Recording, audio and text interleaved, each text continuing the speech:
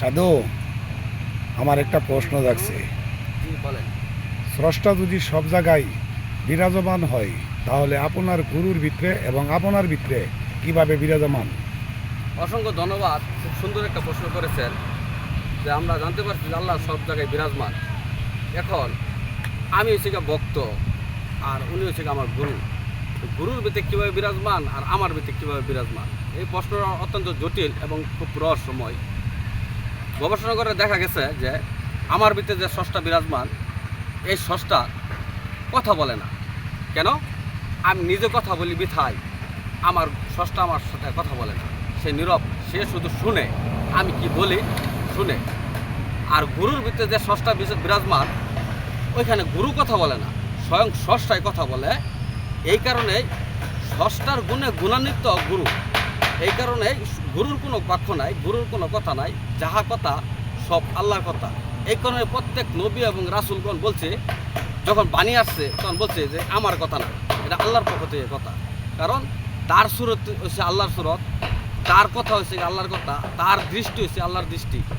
সমস্ত আল্লাহর গুণে গুণান্বিত হয়ে একজন জাগ্রত, একজন আলোকিত মানুষ এই পৃথিবীতে আবির্ভাব হয় এবং মানুষকে ভুল পথ থেকে ফিরিয়ে আনা সৎ পথে মানুষকে দেখায়। এই কারণে দেখবেন যে যতগুলো নবী রাসূল পূর্বে আসছে, সকলে বলছে যে এটা আমার বাক্য না, আমি না। মুসা আলাইহিস সালাম বলছে যে আমি মৃত মানুষকে জীবিত করি, কিন্তু সে বলতেছে এটা আমি করি না, এটা আল্লাহই করে। যেরকম মুহাম্মদ সাল্লাল্লাহু আলাইহি সাল্লাম যুদ্ধের মধ্যে বালি নিক্ষেপ করছে, তখন আল্লাহ বলতেছে যে হে নবী, এটা আপনি নিক্ষেপ করেন নাই, এটা আমি নিক্ষেপ করছি। মানে তার হাত আল্লাহর হাত। এই কারণেই একজন মহামানব, একজন সম্মুখ গুরু, একজন মহাপুরুষ, তারা হচ্ছে পথ, তারাই হলো সিরাতুল মুস্তাকিম, আলোকিত মানুষ। তাদের সংস্পর্শে গেলে, তাদের কাছাকাছি থাকলে আমার ভিতরেও সেই আলো বিরাজিত হবে। আর আমার ভিতরে সেই আলো যদি জাগ্রত করতে পারি এবং স্রষ্টার গুণে যদি গুণান্বিত হইতে পারি, তাহলে তখন আমি আর কথা বলবো না, আমার ভিতরেই আমার স্বয়ং রব কথা বলবে। এই কারণে এক হাদিস আছে যে কোনো ব্যক্তি যদি ইবাদত করতে করতে করতে করতে করতে করতে আল্লাহর নৈকট্যতা হাসিল করে, তখন আল্লাহ বলতেছে আমি তার হাত, আমি তার চোখ, আমি তার কান, এমনকি আমি তার পা হয়ে যাই। সে যাহা বলে ওই কথাটাই আমার। এই কারণে আমার এই পৃথিবীতে আসার কারণ কি, উদ্দেশ্য বা কী, এখানে কেন আসলাম? এই সারাদিন পরিশ্রম করে কাজ করে সংসারের ঝামেলার জন্য আসছি না, আমার কোনো উদ্দেশ্য আল্লাহ তাআলা প্রেরণ করছে। সেই উদ্দেশ্যটা আমার জানতে হবে, আমার বুঝতে হবে আমি কেডা, আমি কোথায় ছিলাম, কোথায় এলাম, আবার যাব কোথায়। এই জগৎটা কি আমার চিরস্থায়ী না ক্ষণস্থায়ী? যদি ক্ষণস্থায়ী হয়ে থাকে তা চিরস্থায়ী জগৎটা কোথায়, আর ওটা কীরকম জগৎ? এগুলো প্রশ্ন যে ভাবুক মনের ভিতরে এগুলো আসে। তো আমি স্রষ্টার খসড়া মাত্র, সৃষ্টি কৌশল। আমি এই প্রকৃতি থেকে সৃষ্টি হয়েছি, আবার এই প্রকৃতিতে ফিরে যাব। কিন্তু আমার ভিতরে যে মহাশক্তি আছে, সেটা প্রকৃতি থেকে সৃষ্টি হয় নাই। ওর জন্ম নাই, মৃত্যু নাই, ওর লয় নাই, ক্ষয় নাই, ধ্বংস নাই, সে অমর। ওই স্রষ্টার ওই খসড়া মানে পরমাত্মা থাকতে থাকতে যদি আমি আমার জীবাত্মাকে পরমের সাথে সংযোগ করতে পারি, তার সাথে মিলন ঘটাতে পারি, তাহলে এই দেহ জগৎ থেকে বারণের পরে আমি স্বয়ং ব্রহ্মার সাথে মিলিত হব। আর যদি এই দেহ জগতে আমার রব থাকা অবস্থায়, পরম থাকা অবস্থায় যদি জীবাত্মাকে পরিশুদ্ধ না করতে পারি, তাকে ফুটিয়ে তুলতে না পারি, অতএব এই দেহ যদি আমি পাশ করতে না পারি, তাহলে আমি এই দেউলিয়া হয়ে যাব। কারণ স্রষ্টা যাবো স্রষ্টার জায়গা, জীব যাবে জীব জায়গা। কারণ এটা আমাকে জানিয়ে দিয়েছে কুল্লু নাফসিন জায়গাতুল মউত, মানে প্রত্যেক নাফস তার স্থান পরিবর্তন করবে। আর রূহ ওই যে আল্লাহর আদেশ, সে আল্লাহর জায়গায় চলে যাবে।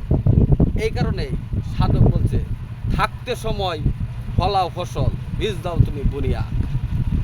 এই জীবন চিরস্থায়ী না, আমার আপনার সকলের এই দেহ ত্যাগ করতে হবে, চলে যেতে হবে।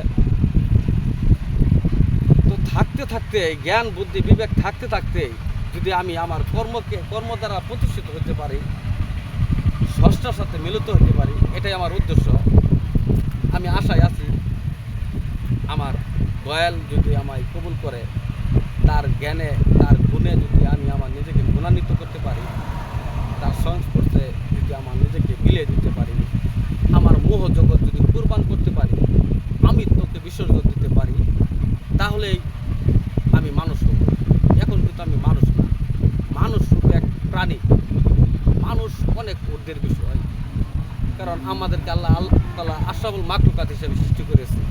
মানে মাখলুকাত অর্থ প্রাণী, আশরাফুল অর্থ শ্রেষ্ঠ প্রাণী।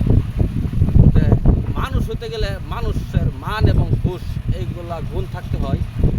আর এইগুলো অর্জনের বিষয় প্রত্যেক নবী রাসূলগণ, উলিয়াগণ বেঁকে সকলে সাধনার মাধ্যমে দেখে গেছেন কিভাবে তুমি মানুষ হইবা।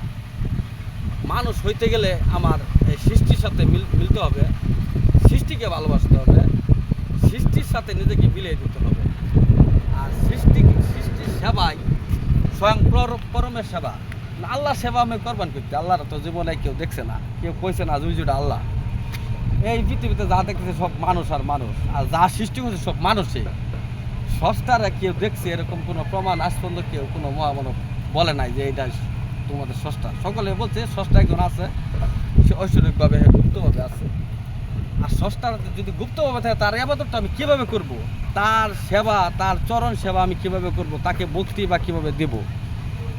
এখন তাকে সেবা দিতে গেলে একজন মানুষকে সেবা দিতে হবে, তার মন পাইতে গেলে মানুষের উপকার করতে হবে, সৃষ্টির সাথে প্রেম মিলাতে হবে, নিজেকে উজাড় করে দিতে হবে।